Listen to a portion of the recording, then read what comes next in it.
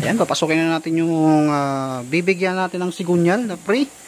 Pinost ko kanina yan sa Facebook. At ayan, sakto. Tapos na rin yung ginagawa natin dito kanina. Ayan, sa tunog pa lang mga sir, oh. Ayan. Ito yung makakatanggap ng free sigunyal. Ayan, sa tunugan pa lang mga sir. Pagpasok niya pa lang. Pag mo lang, sintos na mo, may sintos lang ka? Ayun, salamat naman. Mayroon kang sintos stand. Okay, paandarin muna natin. Parinig ko sa inyo, ha. Na ang problema kapag ganyan tunugan ay sigunyal. Ayan. Habang pinipiga ko yung acceleration niya, yung gasolina, sumasabay din yung lakas ng ingay. Yung kalampag na yan o yung lagutok-tok-tok na yan. Connecting rod yan mga sir. Ngayon, para makasigurado tayo na talagang sigunyal ang problema niya, tanggalin natin yung pulley. Tapos saka natin siya uli panda rin. Kilometer naman nito. Tingnan natin. Okay na, panalo na rin mga sir. Kasi malaki na, oh. Yan talaga ang buhay ng mga motor. Yung mga nagsisilabasang bagong motor ngayon. Lalo kung mapabayaan mo yung langis. Kaya lagi kong sinasabi, mas di bali makaksaya sa langis kaysa sa pisa. Kasi langis, kahit magawi ka ng probinsya, may mabibili kang langis. Pisa, pag nagawi ka ng probinsya, swerte mo kung nakakuha ka kagad. Makakakuha ka, kaso nga lang, malang price, yung presyo. Kaya tanggalin mo natin yung pulley niya mga sir, para ma-check natin. Lalamog kung si sir. Nung nag-post nga ako sa Facebook na may pre-sigunyal, kung sino yung unang-unang pupunta na may problema sa sigunyal, sa kanya mapupunta. Tapos dyan din natin ma-check yung black kung may gas-gas. Kasi kapag sigunyal ang problema, lagi na-apektuhan yung black. Pero mamaya check natin muna. Tanggalan natin yung cover, sunod natin yung pulley, saka natin siya uli paanda rin. Sige, tanggalin mo. Ayan, tanggalin natin yung pulley. Ayan, pati yung pulley.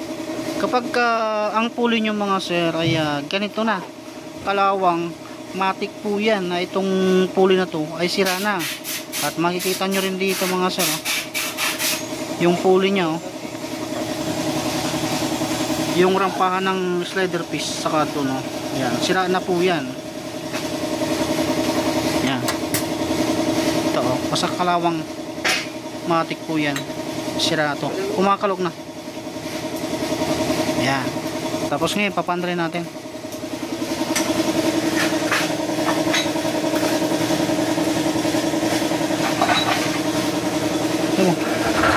Okay, natanggalan natin yung ano, ha, yung kanyang pulley. Nakikita nyo naman yung tunog.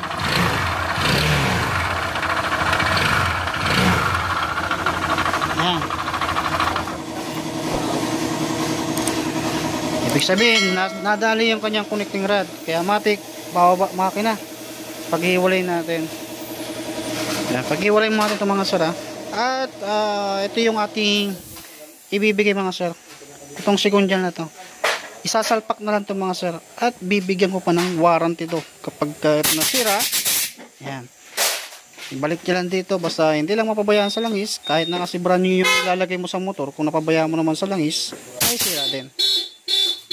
Kaya pag-iwalay mo natin to para may salpak natin tong ibibigay kong sigunyal. Pero ito mga sir, hindi ko binenta to, libre to. Ang babayaran nyo lang dyan kung sakali yung black, kung sakaling may gas-gas. Siyempre pag may gas-gas yan, matik, kailangan din palitan kasi uusok lang din. Kaya pag-iwalay mo na ito. Yan, ito na mga sira yung kanyang makina. At yung chassis ay nailabas na natin. Nasa labas na. Yan, ito yung chassis niya mga sir. At ito yung wawalwalin natin para matanggal natin yung sigunyal na may problema. At dyan din natin makikita kung may tama ba yung block niya, or kung okay pa siyang gamitin or hindi na. Yung oil seal ng magneto, ayan, kasama yan sa papalitan. Kasi yung mapapansin nyo rin, kulang na lang dyan yung munggo. Tutubo na yung munggo dyan, eh. Kaya wawalwalayin muna natin itong mga sir. Tapos dyan nyo na makikita mamaya. Kasi kakalasin ko din yung kanyang sigunyal para may pakita ko sa inyo yung parting na damage at kung bakit ganun na lang yung kaingay yung makina. Gari mo to sa iyo?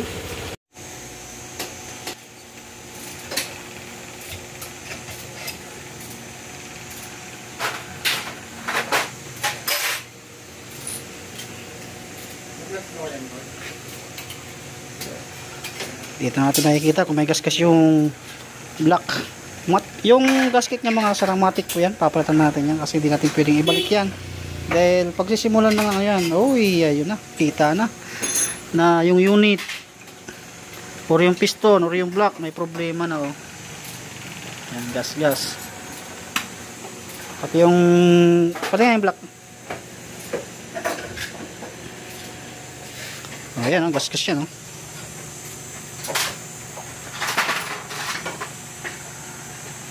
Kita naman din sa piston na nagasgasan yung piston kaya matik kasama yan sa papalitan kapag kasi once na connecting rod na ang may problema sa ano yan yung block nyo isa rin yan sa mapapalitan kaya ito wawalwalin lang natin after natin mawalwalin wawalwalin ko din yung ano yung kanyang magnet ay sigunyal tapos papakita ko sa inyo yung damage dun sa sigunyal.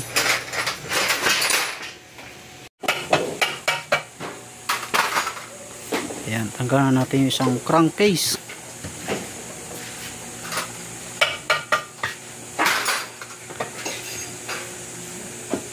Ayan, total ito mga sir ay hindi naman siya totaling kalampag, problema lang talaga nito connecting rod ito, connecting rod tapos siyempre kasama na yung piston dyan kasi may gasgas na pati yung block may gasgas na pero nangingibabaw na tunog dyan yung connecting rod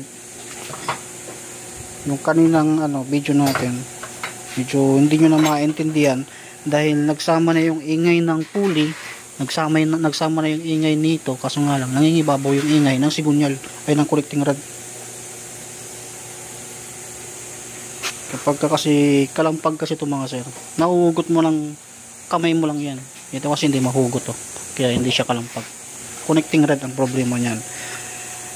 Meron ding nabibili na aftermarket na connecting rod kaso nga lang hindi ko masabi kung tatagal ba yun or mapabayaan mo lang sa langis ingay kagad yan. Tapos tanggalan natin yung kanyang sigunyal at ito yung sigunyal niya. Yan. Kapag once na hindi naman kalampag yung motor ninyo kahit na yung dating bearing niya pa rin yan kapag sinuksok nyo uli yan masikip pa rin uli yan kasi kapag maalog kasi sigunyal laging sinasabi sigunyal bearing ang papalitan lang na totaling ito yung nasisira hindi yung bearing ito yan, masikip pa yan hindi mo may babalik ng kamay mo lang yan ipipress mo pa yun upupukin mo pa bago mo maibalik kaya kapag kalampag hindi lang bearing ang problema sigunyal na mismo kaso nga lang mahal nga lang yung iba mayroon nang bibiling ganito kaso nga lang bibilin mo pa sa sa Shopee ganyan o may mga murang ganito kung makakahanap kayo ng mura kasi nga hindi nga pare-pares ang presyo ng sigunyal may mataas may mura yan ito yung wawalwalin natin mga sir para may pakita ko sa inyo yung defective dito sa loob hindi ko tatanggalin itong piston para maklaro natin na ito yung sa kanya kaya dadalhin ko dun sa press para tatanggalin ko to yan dito ako ngayon at ito tatanggalin ko paghihiwalayin ko para may pakita ko sa inyo yung sira nito totally kaya nagkaroon ng problema yung connecting rod nito mga sir. Kung mapapansin nyo yung sigunyal niya sobrang itim dahil po yan sa napabayaan na sa langis.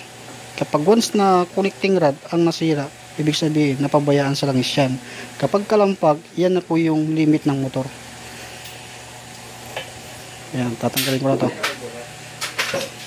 Ito mga sir, pag-iwalay ko na yung yung sigunyal at dito natin makikita yung connecting rod na may problema. Ito makikita natin yan pa rin yan may gas-gas yan. Tapos ito na yung Yan, nakikita nyo rito. Gas. Yan, kasama sa damage yan. May nabibiling sigunyal kit o connecting rod kit. Kaso nga lang, aftermarket yun, hindi siya original. O siguro kung mayroong original, kaso nga lang, nakadepende yan sa inyo. Kung gusto nyong gumamit ng aftermarket, nasa inyo na yan.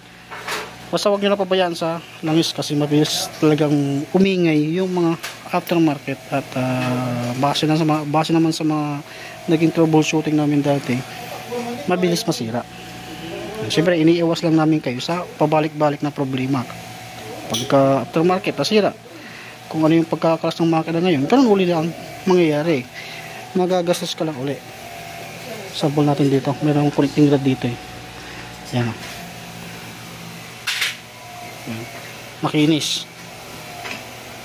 Tapos yung sa kanya, yan, ito yung nagpapaingay. Yan, yung connecting rod, kaya ganoon na lang yung tunog nya, parang baka lang nag-uumpugan na dahil dito. Ibig sabihin, ito yung sanhi ng na nagpapaingay na malakas dahil sa sa langis, kaya nagkaroon ng ganito. Kaya dapat mahalaga tayo sa langis. So makikita naman natin sa unit ito, itim na itim. Kaya sakto yung yung binigay kong sigunyal mga sir. At least hindi na siya bibili, walang bayad po yun mga sir, ibibigay ko ng libre yun.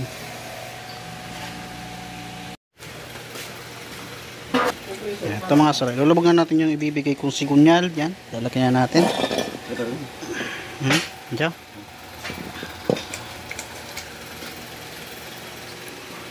Apply ng langis, tapos painit natin ang fitting sa loob ng 15 minutes. Tapos mamaya bagong block, piston ring, piston pin, ayan. Tapos yung chain guide pa, sira pa yung chain guide mo, tropa. Chain guide mo sira pa. Nakita mo na? Chain guide? Oo.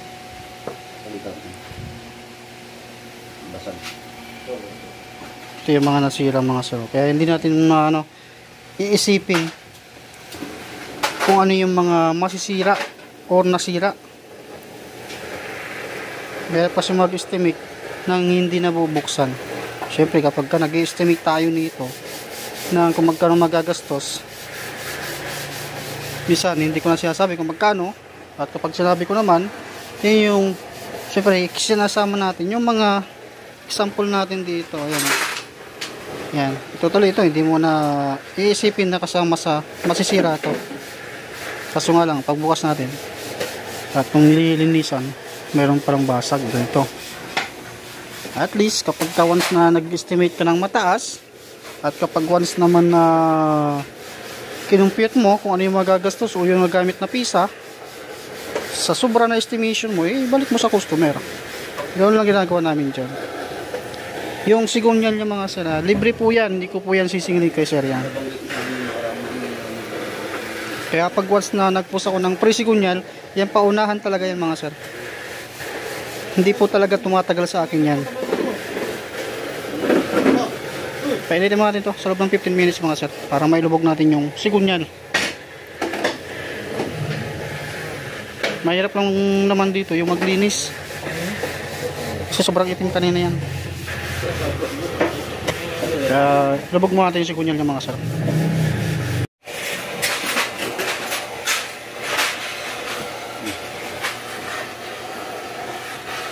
Yosi mo yung mukha mo. Ah. Okay.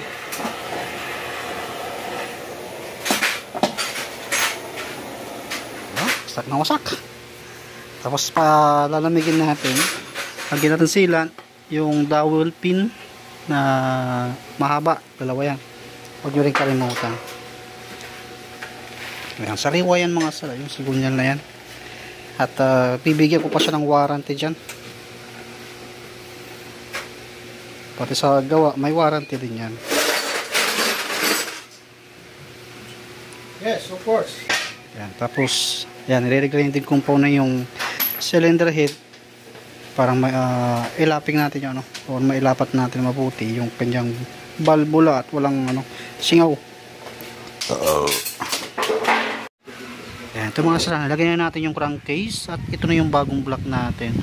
At yung chin guide, binigyan na lang natin si sir para isa na rin yun sa makabawas sa gagastusin niya. Yan, hindi na natin papabayaran yan. Bibigay na lang natin sa kanya. Yan, tapos yung cylinder head, maya isasalpak na rin natin after na mailagay yung bagong valve seal at mailagay yung mga valvula.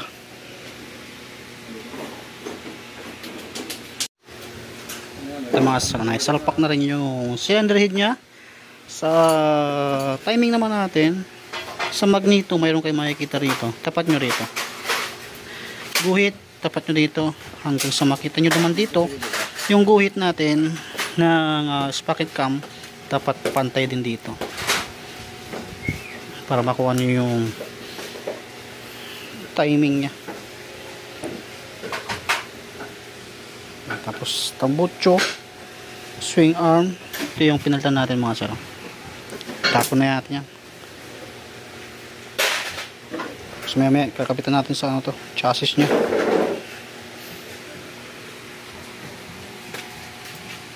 Nakagalit na si Romy Diaz. Napagtripan na naman. Yung may natangagabang. Nabo na yung makina. Kaya yan, pagsamahin natin yung kanyang chassis at engine.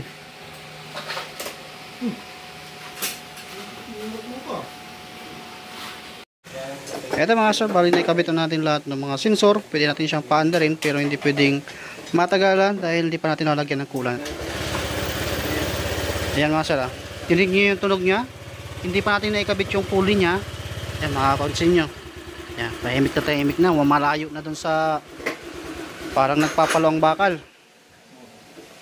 Ayan, piatin natin kaagad kasi nga maglalagay pa tayo ng ano, ng coolant. Ayan, malayo na. Yung sigunyal niya mga sir, yan yung sa kanya. Yan, dami natin pinalitan. Kaya nakatipid siya dun sa binigay kong sigunyal. Yan, goods na. Kaso nga lang, sabi ko nga kay sir, yung pulley kailangan palitan. Kasi nga, sira na yung pulley niya. Kasi tahimik siya nang walang pulley. Pag kinabit natin yan, mayroong parang nagkakalampangan na ano, tunog. Yan, piandar natin ulit kasi nagsasalin tayo ng coolant.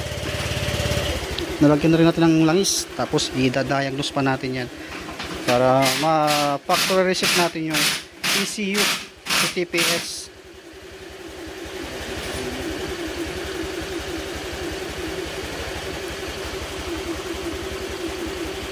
Ito na mga sir, bali goods na.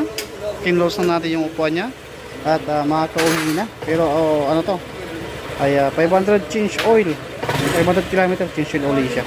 Tapos isa niyang papalitan yung water pump saka yung pulley.